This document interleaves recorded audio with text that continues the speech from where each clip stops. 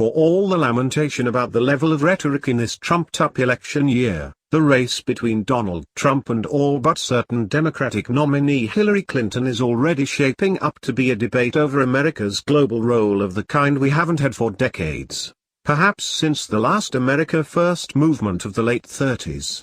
And it is a debate that some foreign policy experts suggest is long overdue, even if it tends to distress U.S. allies around the world. The unthinkable has come to pass, Germany's Die Welt wrote after Trump became the presumptive GOP nominee this week. It is also a debate that, were they still around to witness it, a majority of past U.S. presidents going back to George Washington would probably welcome, and most of them, believe it or not, might well take Trump's side. In his big foreign policy rollout speech last week, Trump declared it was time to shake the rust off of America's foreign policy and drop American pretensions about remaking the world in our image any longer. Or as he put it, in an obvious reference to the failed invasion of Iraq and intervention in Libya, America should abandon the dangerous idea that we could make Western democracies out of countries that had no experience or interest in becoming a Western democracy. Brazenly calling his agenda America First. Never mind, that was the name of the notorious pre-World War II isolationist movement. He also directly challenged the 70 years of bipartisan consensus over the post-World War II global order that America created. He suggested that the world needs America far more than the other way around, and he effectively warned U.S. allies that without a new global deal that demands a kind of tribute paid to Washington for its defense umbrella, he wants them to prove they are our friends. He says, he'd walk away from the world's trade table, so to speak. We will no longer surrender this country or its people to the false song of globalism, Trump said. The nation-state remains the true foundation for happiness and harmony. I am skeptical of international unions that tie us up and bring America down. Predictably, Trump's views have outraged commentators who lament the allusions to the pre-war, anti-Semitism-laced isolationism of Charles Lindbergh and other members of the America First movement.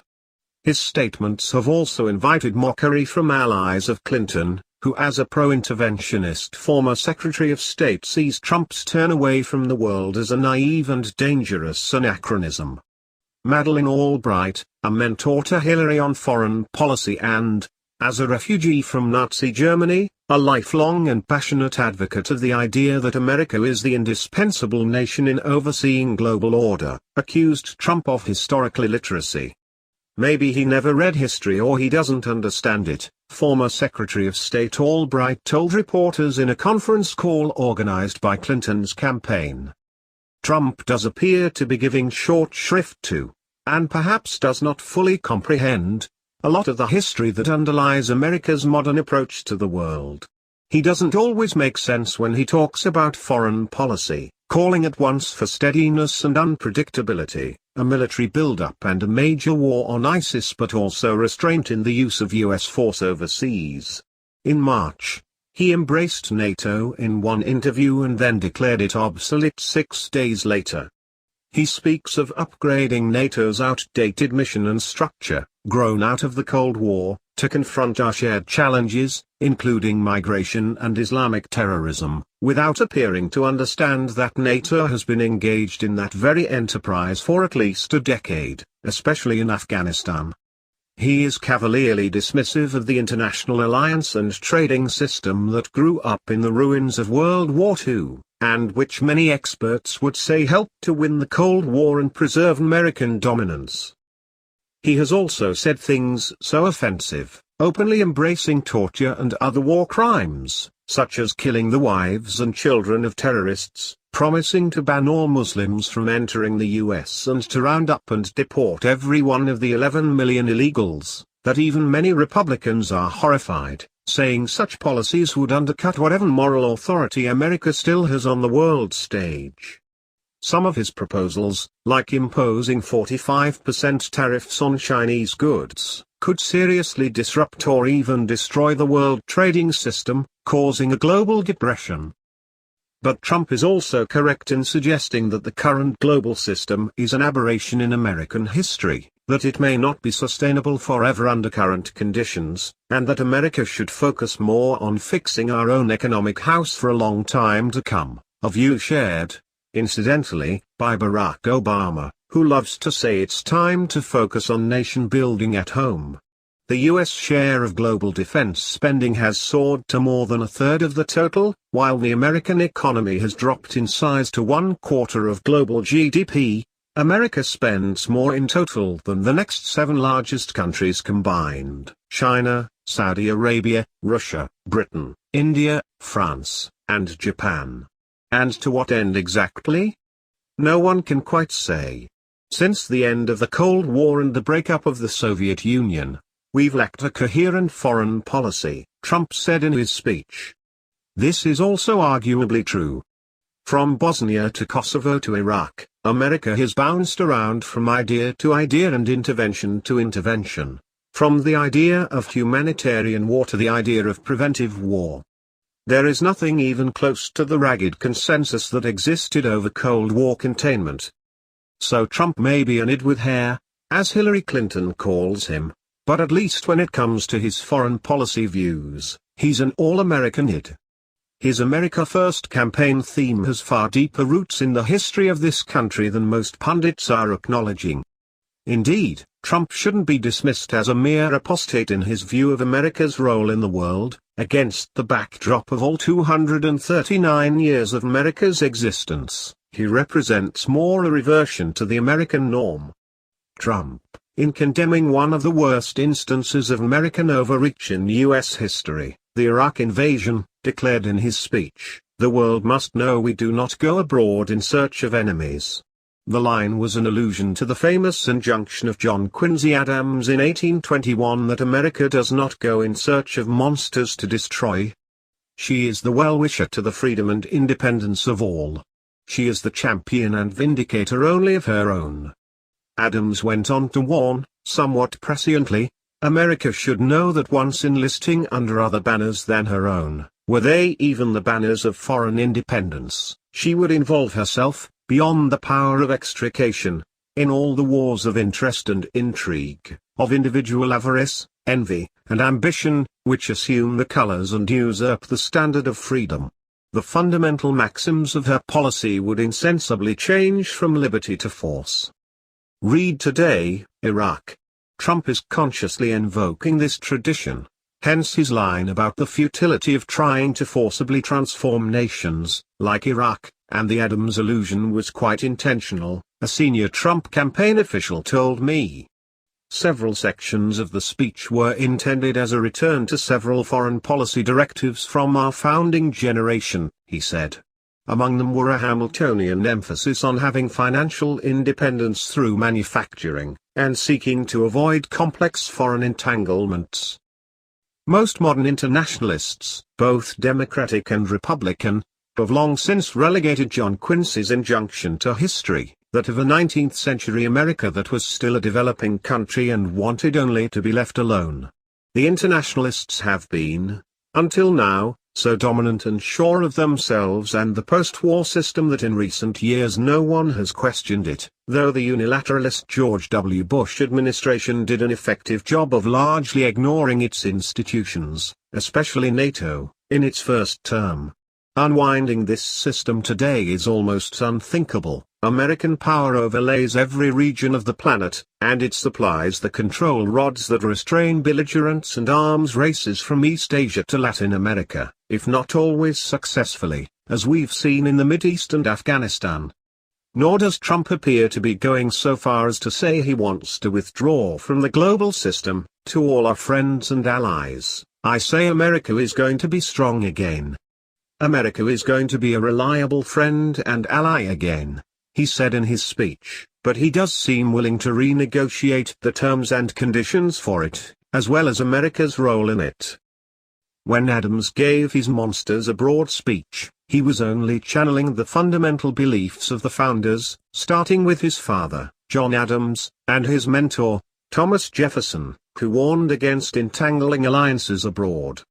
And of course George Washington, who wrote in his farewell address on September 17, 1796, though the actual words were probably drafted by Alexander Hamilton and James Madison. Our detached and distant situation invites and enables us to pursue a different course, where quit our own to stand upon foreign ground. Why, by interweaving our destiny with that of any part of Europe, entangle our peace and prosperity in the toils of European ambition, rivalship, interest, humor or caprice. It is our true policy to steer clear of permanent alliances with any portion of the foreign world. Think about that. The father of our country with the imprimatur of Madison and Hamilton, he of the expansive view of federal power declared America's true policy to be avoiding permanent alliances abroad. And yet that's exactly what we've got 220 years after Washington's declaration, tons of them, not to mention permanent membership in global organizations such as the United Nations and the World Trade Organization that we Americans had the largest hand in creating. Princeton scholar John I. Kenbury, author of Liberal Leviathan, The Origins, Crisis, and Transformation of the American World Order, says that starting in 1946, the United States added a new ally, a nation with which it had some kind of security relationship, every 5 years or so. Today, it has a total of 62 permanent allies, including many from the former Soviet bloc. Washington also has a fairly recent strategic partnership with India, another world power. Most historians and experts see this Western alliance system as a great triumph of American foreign policy, not least because it helped bankrupt the Soviet Union as Moscow tried to keep up with the more open Western economies, one that keeps delivering rewards. Thanks in part to this system, a quarter century after the Cold War, the US still has no real challenger as the lone superpower of Earth, and US-created global institutions like the UN, International Monetary Fund and WTO provide layers of multilateral cover that serve to take the raw edge off American hegemony, making it acceptable to much of the world. That is highly unusual in the history of great powers, which in the past have always provoked new rivalries and alliance building against them. The overall prosperity created by this worldwide system, despite the inequities of globalization, has provided a powerful and enduring motivation for nations to remain part of it. In order to gain power and influence, countries must prosper. In order to prosper, they must join the international economy. Everyone inside this international system gets richer and stronger, while everyone outside it grows relatively weaker and poorer. Even Russia and China appear to realize this, which is one reason why Vladimir Putin's fitful efforts to form a permanent balancing alliance with Beijing never amount to much, another boon to Washington. But it is fair to ask, as Trump is, why we are simply continuing, through inertia and with little change, a system that was built up to thwart a set of threats that no longer exist. Maybe this vast, expensive global order was necessary against Hitler, and later Stalin, Khrushchev and Brezhnev, the very real threats of tyranny, totalitarianism and international communism in the 1940s, 50s, 60s, 70s and 80s, but is Putin's Russia, or Xi Jinping's China, really enough of a threat to justify the same expense and effort? It's also fair to ask, as Trump does, in his blunt way, whether US allies have grown a bit spoiled and barely notice any longer who's holding that defense umbrella over their heads, allowing them to continue massive spending on their welfare states. Even Obama calls them free riders. According to a report by NATO last summer, mentioned by Trump in his speech, only 5 of the 28 total NATO members are meeting the alliance's goal of spending 2% of their gross domestic product on defense, the US, at 3% of GDP, Great Britain, Poland, Greece, and Estonia. Trump is also questioning fundamental assumptions that no major party nominee in waiting, I'm not counting Pat Buchanan, Trump's most recent ideological forebear, has seriously second-guessed for nearly 25 years, free trade norms that were deployed against communist economies that no longer exist, the almost religious assumption that globalization is always good, never bad. The flat-out opening of capital and labor markets to lower-cost competitors abroad has plainly helped create an angry dispossessed middle class that no longer feels connected to their own economy. In his usual way this week, flirting with incoherence, Trump again promised a simplistic but enticing cure, declaring at rally, "We will be the smart country from now on, not the dummies, okay? Not the dummies, because this is a movement that's going on." Translated, what Trump is calling for is nothing less than a return to an American normalcy that frankly has always been somewhat isolationist, or at least extremely leery of over-involvement abroad.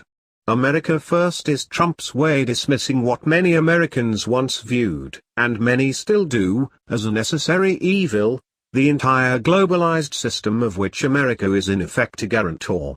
Trump would prefer to return home, unless we can make a profit by dunning our allies and trade partners. In talking about a return to historical norms, many Americans must wonder why our politicians seem more interested in defending the borders of foreign countries than their own. Trump said in his speech, Trump is tapping into a powerful national myth, the tradition known as American exceptionalism. This is the idea that America was, and still is, a glorious experiment in nation-building that must be kept apart from the corrupting influences of the world, especially those bad old Europeans, that America was conceived, uniquely in history, as an idea, an apotheosis of the best ideas about the rights of man coming out of the Enlightenment, and that God blessed the new nation with the luxury of conducting this grand experiment on its own continent with two broad oceans to protect it. As Thomas Paine wrote in Common Sense in 1776, we have it in our power to begin the world again. Abraham Lincoln also harked back to this founding mythology when he asked, in 1837, from whence shall we expect the approach of danger? Shall some transatlantic giant step the earth and crush us at a blow? Never.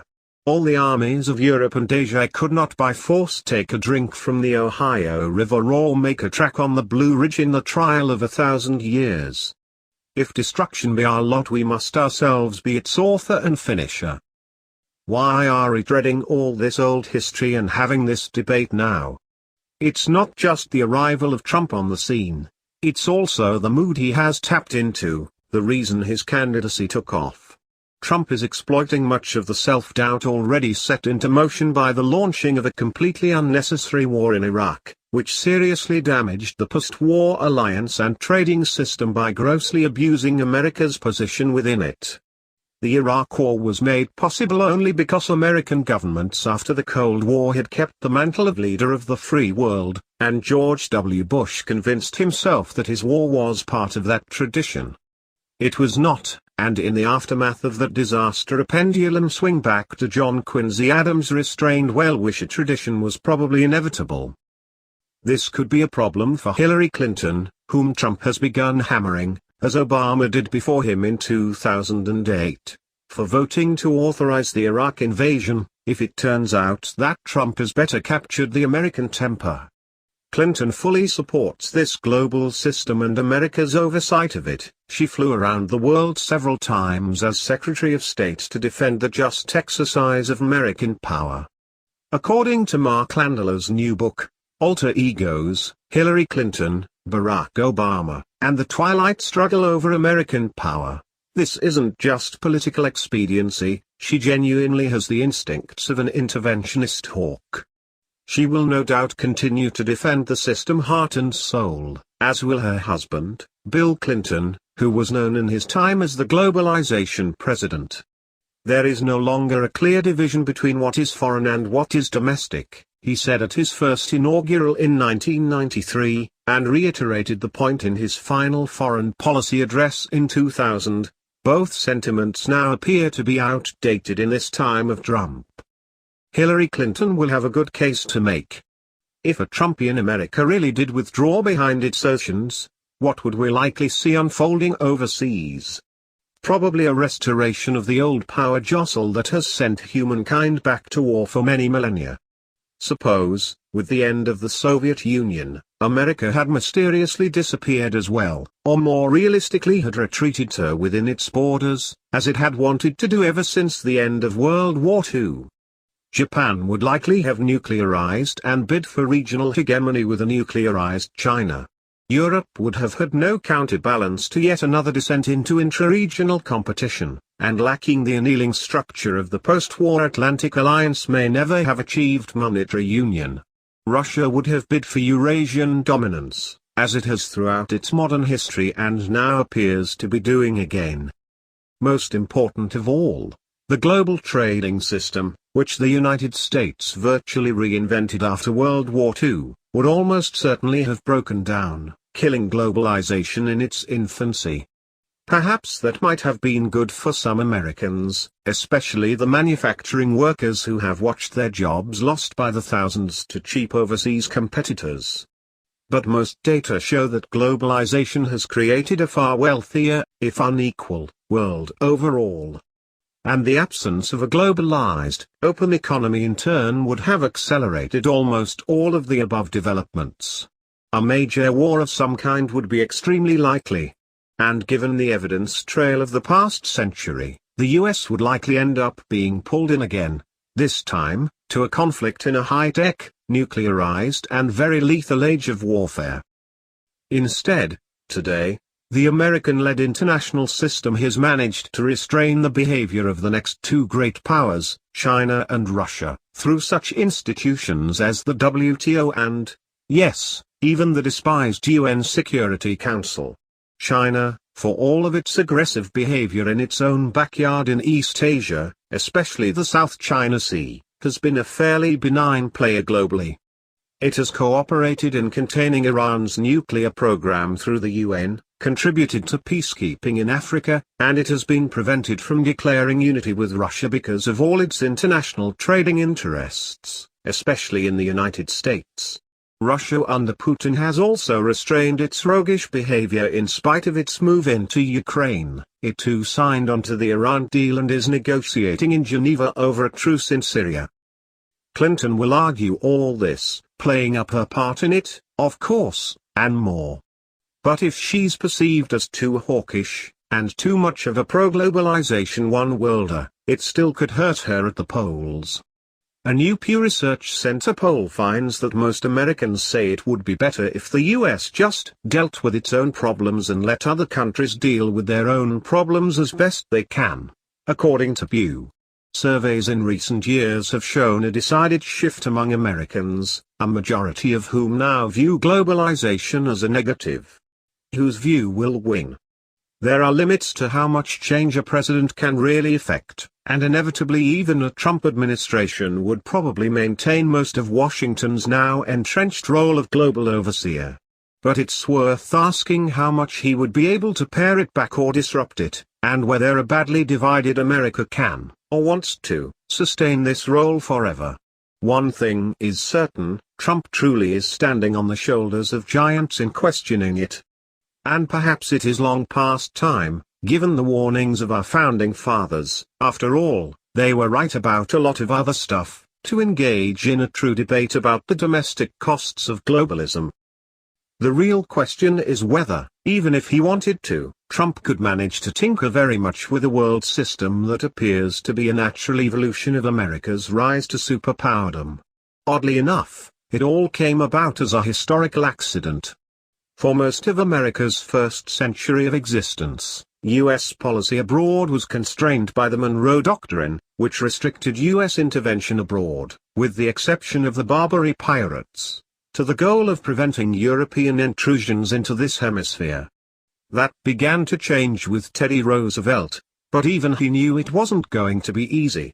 As he took office upon President McKinley's death in 1901, TR was intent on becoming the first true internationalist American president, and he was perhaps the most traditionally imperialist-minded of presidents.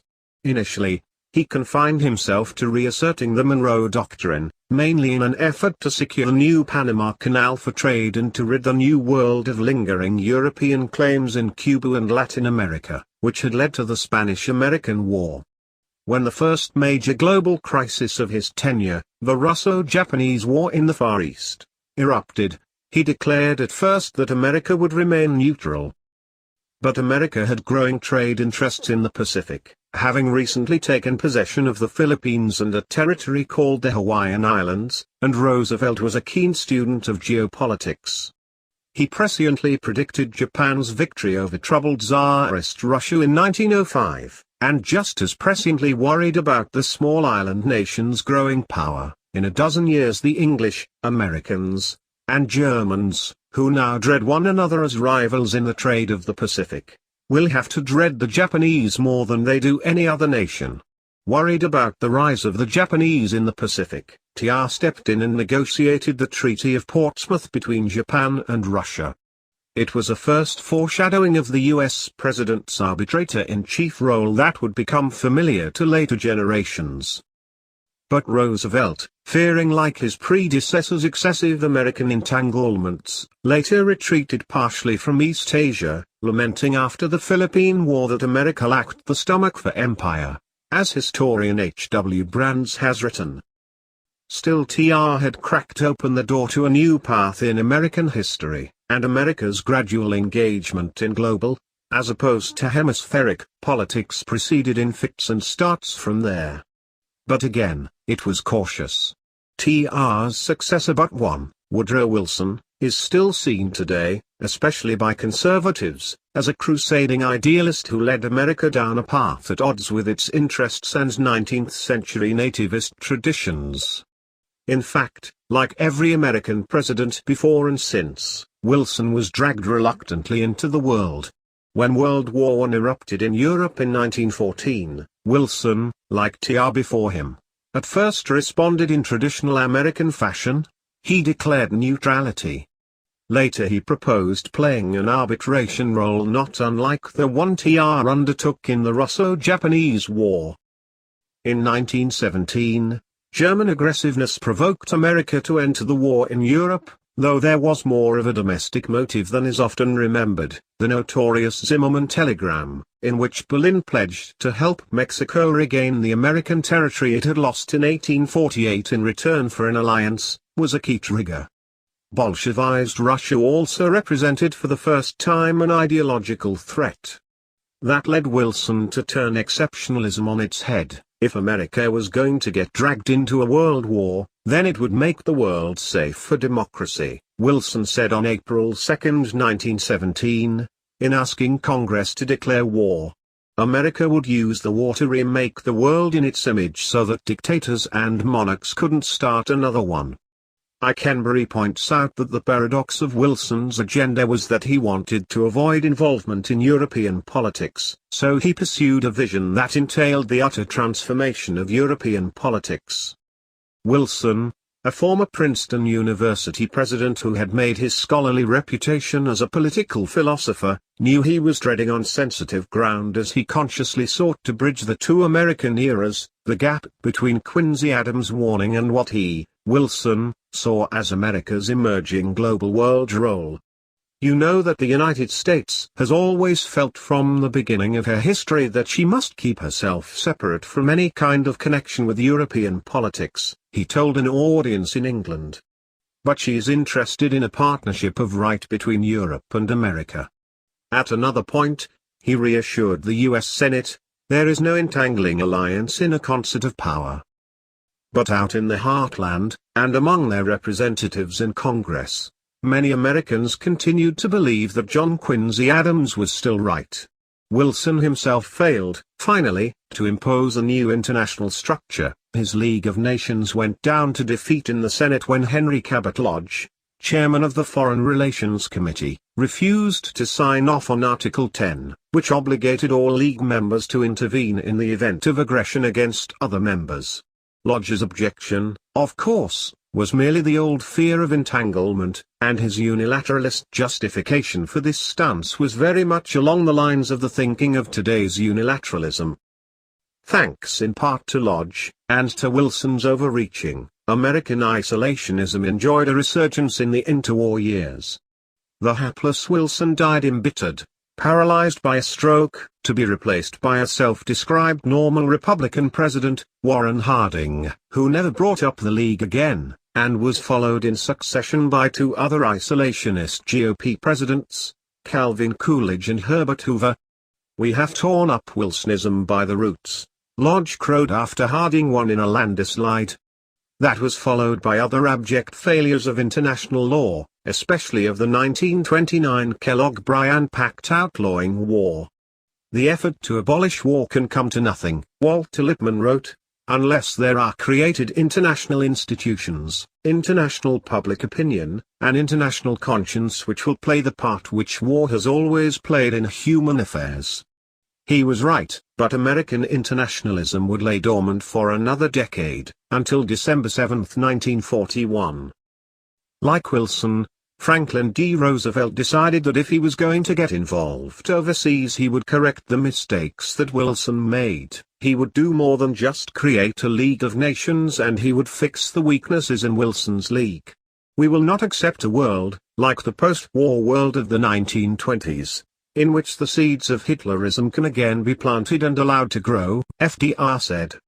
The UN, with its Security Council designed around Roosevelt's four-policeman concept, the US, Russia, Britain and China each overseeing stability in their regions, was the first such attempt combining realist armed might with idealist international law. Still, the UN always made the American right queasy, and even NATO was hardly a given. In the early days of NATO, the Truman administration pined for a self-contained European security pact that would allow the Americans to de-emphasize or even unwind NATO, giving rise to Lord Ismay's famous comment that the point was to keep the Americans in, the Russians out, and the Germans down. Americans after the war, wrote historian Robert Devine, yearned for a magic formula which would permit them to live in peace without constant involvement abroad. But the magic formula never appeared. Thus the global system we have today is truly a kind of accidental American empire. The question now is there really anything we can do about it, and should we really want to? Do we really want to alienate critical allies by driving a harder bargain with them at a time when China and Saudi Arabia are flush with capital to spend on their own alternative regional systems? Nations have no permanent friends or allies. They only have permanent interests, Lord Palmerston famously said. If America's friendships and alliances have come to look permanent, perhaps that's only because the United States has done a good job of convincing other nations that their interests are aligned with ours long-term. The argument that Hillary Clinton will no doubt make is that especially in a post-9/11 world, a world in which both opportunities and threats have become globalized, the task of securing freedom, prosperity and safety, and American dominance, means securing the international system. She will insist there is no other choice. But at a time when many Americans are angry and feel dispossessed, and when they blame the rest of the world for their ills, egged on by Trump's rhetoric about getting raped, for example by China, it may be that voters do want another choice. Trump appears to